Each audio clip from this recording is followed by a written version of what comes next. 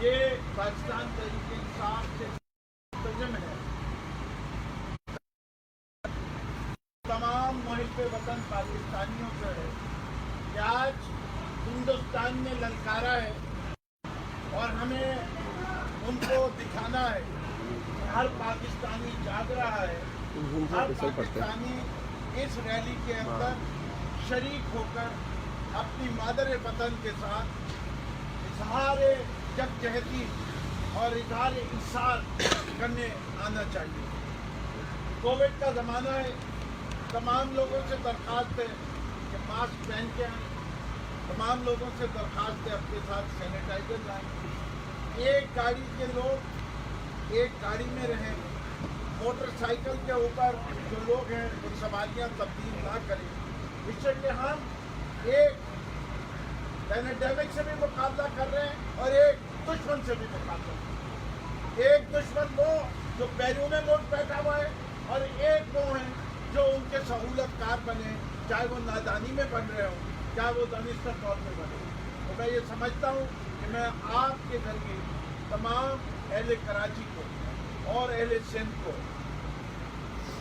ये दावत देना चाहता हूँ कि आइए अपनी अफवाज Pakistan army, Pakistan air force, Pakistan navy, Pakistan rangers, हमारे पैरामिलिट्री ऑर्गेनाइजेशन, पुलिस, हमारे पाकिस्तान के अंदर किरदार अदा करते हैं।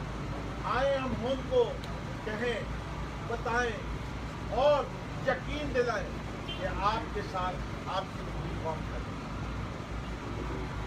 सर ये बताइए भाई, आपने खुद ही कह रहे हैं कि कोविड जो है वो घर वापस आ गया है, एनसीसी ने भी जो है कुछ पाबंदियाँ लगाई हैं, कैडेट को कंट्री भी दी है कि वो मास्क लाजमी लगाएं। तो आप किस तरह यकीन दहानी कराते हैं कि उस रैली में तमाम लोग जो है वो मास्क पहने हुए, क्योंकि कुछ दिन कबल एनसीसी के सरबराह जो है उनकी तस्वीर वायरल हुई थी कि उन्होंने पूरी गाड़ी भरी हुई थी, 6-7 लोग तो उन्होंने मास्क नहीं पहने लगे। तो किस तरह इंश्योर कराएंगे? अच्छा देखिए, मैं तो बताऊँ कि कोई जलसा या जुलूस नहीं है ये, ना कोई ये जलसा है ना कोई ये जुलूस है। गाड़ियाँ जिस तरीके से शहर में आपको वैसे भी घूमती आती जाती नज़र आती है, लोग सफ़र के लिए इस्तेमाल करते हैं, तो जिस वजह से हमने कोई पैदल चलने वाला सिलसिला इसके अंदर नहीं रखा है।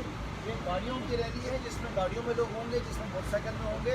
आम जिंदगी के अंदर भी आप लोगों को देखते हैं और हमारी कोशिश यही है कि जिसमें हम जितने जिस तरह फिरदौस साहब ने फरमाया कि इसके अंदर जो अफराद आएंगे वो सब मेक श्योर करेंगे मास्क फिर भी ज़रूर पहने। अच्छा फुलबाग, मेरा सवाल आपसे ये है कि आप तो असेंबली के मेंबर दूसरी बात आपको तो पता है कि दूसरी सलाम के बाद अगर कोई अल्फाज बोले जाते हैं तो उनको हजम किया जाता है। तो ये कौमी असम्बली अभी तक जो एजाज सादिक ने बोला स्पीकर ने वो अल्फाज को हजम नहीं किए और आप कह रहे हैं कि वो उन्होंने हल्लाफराई की है, फौज की तरफ जवान इस्तेमाल किया है। अभी तक मेरे ख्याल से मैं तो ये समझता हूँ कि अगर ये एक्सपंज हो जाता तो शायद कौम को नज़र नहीं आता कि इनके दिलों के अंदर, इनके दिमाग के अंदर, इनकी सोचों के अंदर ख्यालात क्या हैं अपनी अफवाज के लिए।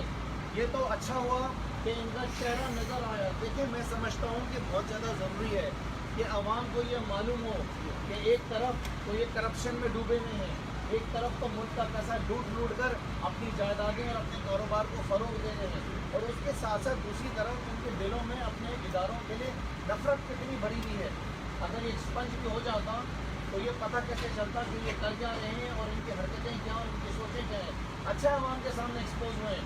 इसी वजह से मैंने मांग करते अपनी हुकूमत से कि ऐसी शख्सियत, ऐसे अफराद के खिलाफ सख्त से सख्त कार्रवाई की जाए, कानून के तहत जिस एक्ट के तहत करनी है, लेकिन इनको लेसन सिखाना ज़रूरी है।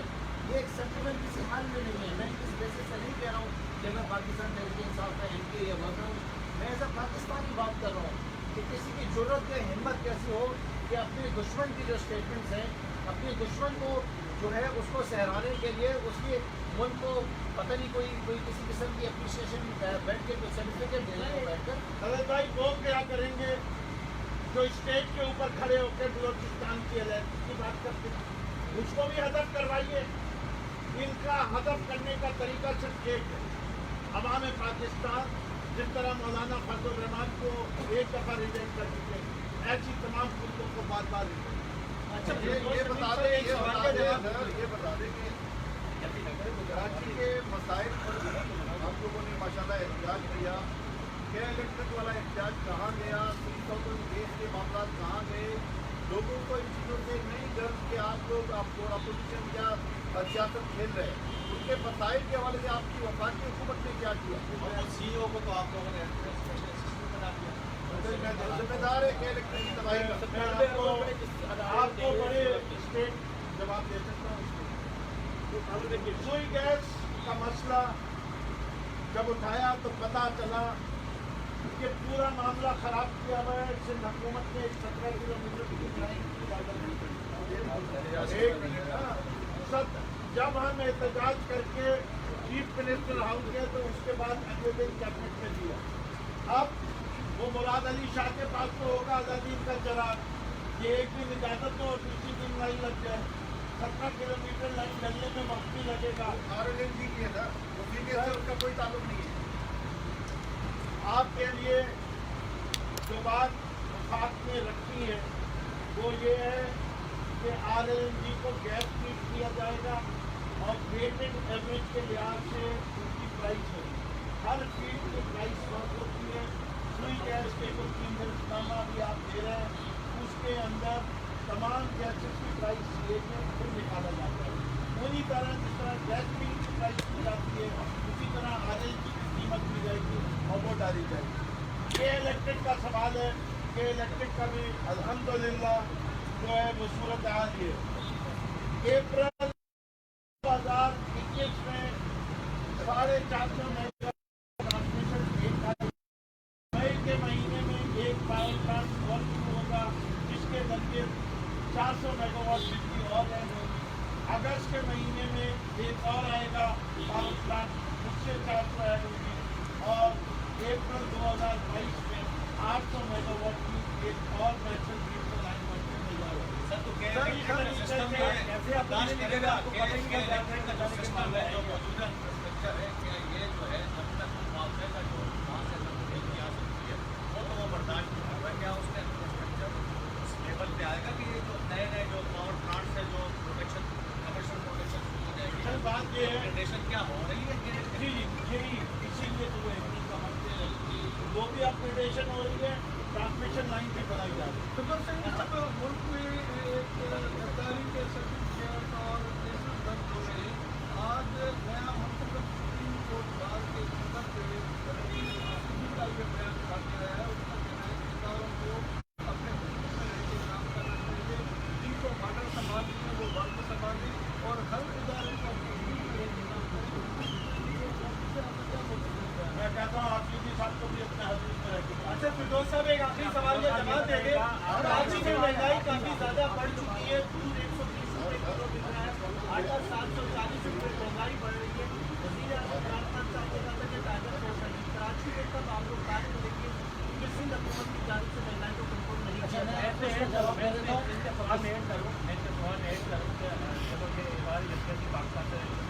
लेकिन आवाम की यकजहती के साथ जो कब रैली निकाली जाएगी कि आटा जो है अभी 80 रुपये है, दवाई जो है वो मिल नहीं है, दौर से होते हुए 4 दवाई में कीमतें बढ़ी तो तमाम की और इसके साथ ऐड है प्रपोजल भी आप समझ लें कि इंडिया में मारुति गाड़ी हर फेडरल मिनिस्टर को और गवर्नर को वो आप यहाँ पर कम अज कम 1000 सीटर का जो है ना हर वफाकी वजीर MNA वो इस्तेमाल करते हैं पराठों कल्चर और ये सब आपके सवाल का मैं जवाब दूँ। सूबे के अंदर दूध के रेट को कंट्रोल करना, मुर्गी हो गई, सब्जियां हो गई, गोश्त हो गया, ये जिम्मेदारियां कोई वफाकी हुकूमत की नहीं है। ये आप साथी लोग सब जानते हैं अच्छे तरीके से। ये जिम्मेदारी कमिश्नर कराची की है, ये वज़ीर आला की जिम्मेदारी है कि अपने कमिश्नर से पूछें, वो उनके अपने डिप्टी कमिश्नर से पूछें, अपने असिस्टेंट कमिश्नर से पूछें कि मार्केट में जाके छापे क्यों नहीं मान रहे। हम तो ये कहते हैं कि जो रेट वज़ीर आला के कमिश्नर ने निकाला उस रेट को इम्प्लीमेंट कराए ना। आवाम तो वही रेट मांग रही है, उससे ज़्यादा तो नहीं कह रही ना, उससे कम कह रही है, तो वो रेट भी इम्प्लीमेंट नहीं हो रहे। तो ये फेलियर है सूबे सिंध की हुकूमत का, पाकिस्तान पीपल्स पार्टी की हुकूमत का। इनके जो शहर के अंदर बैठे हुए कमिश्नर्स हैं, जो इनके शहर में बैठे डिप्टी कमिश्नर्स हैं, वो टके का काम नहीं कर रहे हैं। पिछली दफ़ा जब मैं गया तो मुझे शायद फरमा रहे थे कि शायद 8 चालान करे उन्होंने खाली। एक सवाल का आपका जो जवाब है, एक मिनट कल का अखबार उठाइए, बिजनेस रिकॉर्ड सैटरडे का सीमेंट फैक्ट्रियों का इजाफा रिकॉर्ड, इंडस मोटर का मुनाफा रिकॉर्ड, स्टील सेक्टर का रिकॉर्ड। जब इंडस्ट्री मुनाफा बख्श होगी तो इसका मतलब क्या होता कि मुल्क की मईशत मुनाफा बख्श होगी। जब जो मुल्क की मईशत मजबूत होगी तो फ़ायदा किसको होगा? अवाम को। समझाया ये था कि दिवालिये की हालत में छोड़ के गए थे, दिवालिये से निकाला है, वक्त चाहिए। हम काम ही सिर्फ एक चीज़ के लिए कर रहे हैं, अवाम की खुशहाली की। अभी तो कहा था इमरान खान ने कि ये मुल्क लॉकडाउन का मुतहम्मिल नहीं है, हम गरीब के साथ खड़े हुए।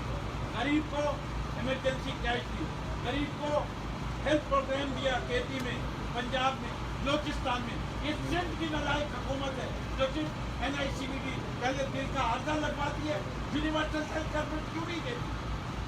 ये हुकूमत उसका हिस्सा बनना चाहती है।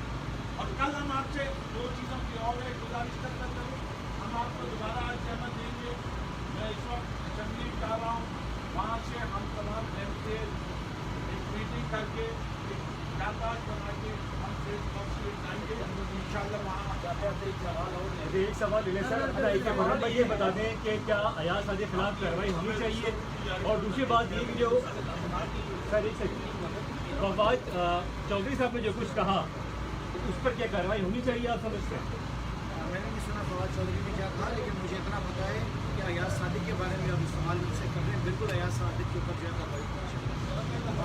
सवाल मेरा ये था अफरोज भाई, अभी से 3 गाड़ियाँ बिकवाई थी, 4 पैसे बिकवाई थी, ये तो इमरान खान ने तो पैसा कहाँ गया उस समय यूनिवर्सिटी कमेटी का कोई यहाँ की जाएगी यूनिवर्सिटी और वो जो कंफर्म की गाड़ियों के 4 पैसे कहाँ गए? सर आप मेरे सवाल का जवाब दीजिए, इसी से मुंसलिक है कि भाई जब मुल्क इतना गरीब है तो ये गरीब वाला मामला होना चाहिए ना। हालात ऐसी है, बात सारी की है, मैं समझता हूँ कि दो चीजें आप एक तो ये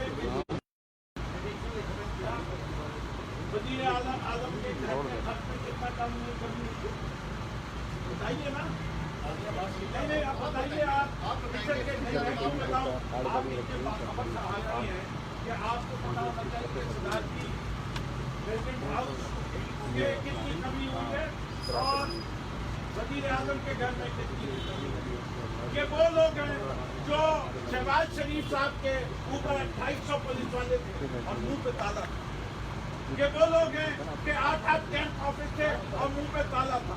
वो लोग हैं जो 32 BMW आती थी मुल्क के अंदर और मुंह पे ताला था।